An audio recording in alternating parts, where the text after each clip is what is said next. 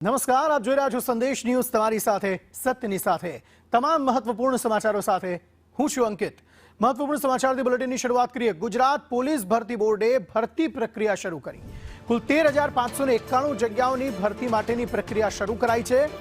21 જાન્યુઆરીથી 15 શહેરોના ગ્રાઉન્ડમાં ટેસ્ટ શરૂ થશે।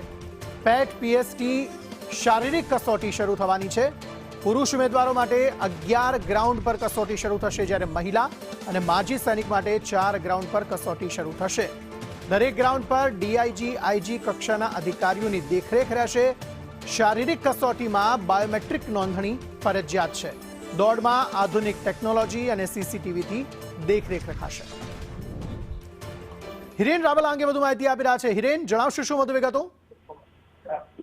છેલ્લા 2 મહિના પહેલા પોલીસ ભરતી બોર્ડ દ્વારા પીએસઆઈ અને એલઆઈડીની ભરતી પ્રક્રિયા શરૂ કરવામાં આવી હતી। તેની પ્રાયોગિક એટલે કે પ્રેક્ટિકલ પરીક્ષા છે એ 21 જાન્યુઆરી 2026થી રાજ્યના 15 ગ્રાઉન્ડ છે પોલીસ પરેડ ગ્રાઉન્ડ એની અંદર શરૂ થશે, જેમાં 11 ગ્રાઉન્ડ છે એ પુરુષો માટે રાખવામાં આવેલા છે, જ્યારે 4 ગ્રાઉન્ડ છે એ મહિલાઓ અને પૂર્વ સૈનિકો માટે અનામત રાખવામાં આવ્યા છે।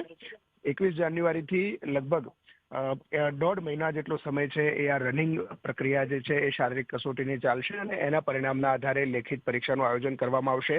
દરેક ગ્રાઉન્ડ ઉપર ડીઆઈજી અથવા તો આઈજી કક્ષાના અધિકારીના સુપરવિઝનમાં આ ભરતી પ્રક્રિયા છે એની પ્રોસેસ ચાલશે।